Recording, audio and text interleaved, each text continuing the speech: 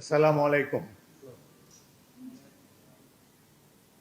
গণপ্রজাতন্ত্রী বাংলাদেশের সংবিধানের 50 অনুচ্ছেদের দফা 3 অনুযায়ী মহামান্য রাষ্ট্রপতি জনাব মোহাম্মদ শাহাবুদ্দিন তার স্বাক্ষরযুক্ত পদত্যাগপত্র আজ 24শে জুলাই 2026 9 শ্রাবণ 1433 তারিখে রোজ শুক্রবার অপরাহ্ন 5টা 1 মিনিটে আমার নিকট পদত্যাগপত্র দাখিল করেছেন। ফলশ্রুতিতে সংবিধানের 54 অনুচ্ছেদ অনুযায়ী আমি রাষ্ট্রপতির দায়িত্ব গ্রহণ করেছি। পদত্যাগপত্রটি আমি গ্রহণ করেছি এবং জাতীয় সংসদ সচিবালয়ের রেকর্ডে সংরক্ষণ এবং প্রয়োজনীয় প্রশাসনিক কার্যক্রম গ্রহণের জন্য নির্দেশ প্রদান করা হলো। কেন তিনি পদত্যাগ করেছেন এটি নিশ্চয়ই জানার কৌতূহল আপনাদের মধ্যে রয়েছে।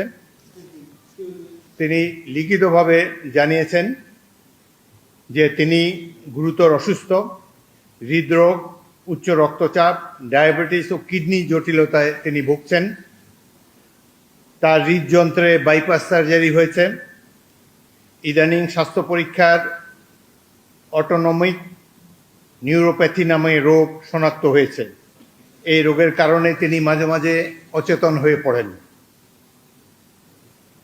এসব রোগের প্রাদুর্ভাবে এবং শারীরিক ও মানসিক অসমর্থতার কারণে রাষ্ট্রপতির মতো গুরুত্বপূর্ণ সাংবিধানিক পদের দায়িত্ব পালন করা তার পক্ষে সম্ভব হচ্ছে না। তার দীর্ঘমেয়াদী চিকিৎসার প্রয়োজন। এই কারণেই তিনি স্বাস্থ্যগত কারণে পদত্যাগ করেছেন এবং বাংলাদেশ জাতীয় সংসদের স্পিকার হিসাবে এই পদত্যাগপত্র আমি গ্রহণ করেছি। সংবিধানে ইতিমধ্যে আপনারা জানেন যেদিন আমি স্পিকার হিসাবে শপথ নিয়েছি সেই দিনই ভারপ্রাপ্ত রাষ্ট্রপতি হিসাবেও শপথ নিয়েছি যদি প্রয়োজন হয়।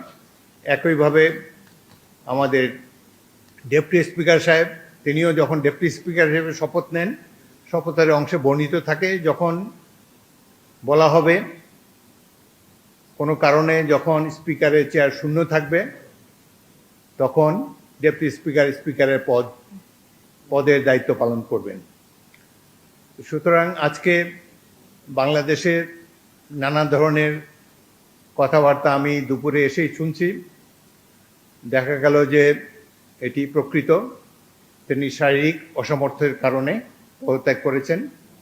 আমি তার মঙ্গল এবং সুস্বাস্থ্য কামনা করি এবং আমার মনে হয় তিনি মাফিয়া সরকারের আমলে নির্বাচিত হলেও বর্তমানে জনগণের ভোটে যে সরকার নির্বাচিত হয়েছে তার প্রতি তিনি সমর্থন এবং শ্রদ্ধা প্রকাশ করেছেন সবসময়। বাংলাদেশের রাষ্ট্রপতির পদত্যাগ একটি গুরুতর ঘটনা। এর সাথে দেশের ভালো মন্দও জড়িত। রাষ্ট্রপতি একজন মানুষ, তিনি অসুস্থ হতেই পারেন এবং তিনি রোগেরও নাম প্রকাশ করেছেন, লিখিতভাবে জানিয়েছেন তিনি কি রোগে ভুগছেন এবং মাঝে মাঝে তিনি অচেতন হয়ে পড়েন। এর জন্য ডাক্তারের সার্টিফিকেটের কোনো প্রয়োজন নাই, যিনি যেখানে নিজেই এটি দাবি করেছেন। সুতরাং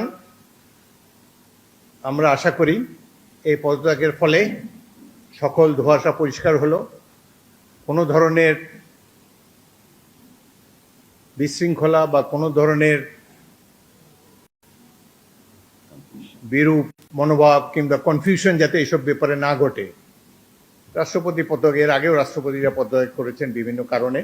রাষ্ট্রপতি দেশের একজন সম্মানিত মাননীয় রাষ্ট্রপতি, তিনি পদত্যাগ করতেই পারেন এবং এই চেয়ারটা কখনো শূন্য থাকে না। এবং আমি জাতীয় সংসদের স্পিকার হিসাবে এই পদত্যাগপত্র গ্রহণ করেছি। এটি হলো বাস্তবতা। আশা করি সকল ধরনের কনফিউশন এখন থেকে দূর হয়ে যাবে। আপনাদের সবাইকে অসংখ্য ধন্যবাদ। এই ধরনের প্রশ্ন করবেন না ভাই, কোনো কনফিউশন ক্রিয়েট করবেন না। দেখেন এক minute please listen to me. আপনারা আমাকে স্পিকার হিসাবেও দেখেছেন, এর আগেও 40 বছর ধরে রাজনীতি করছি। আমি সরাসরি কথা বলতে অভ্যস্ত। সুতরাং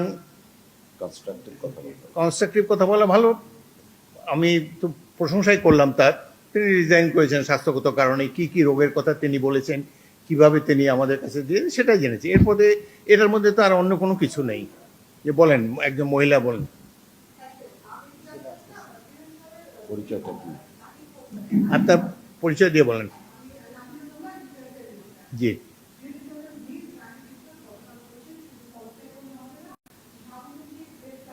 নো কমেন্ট।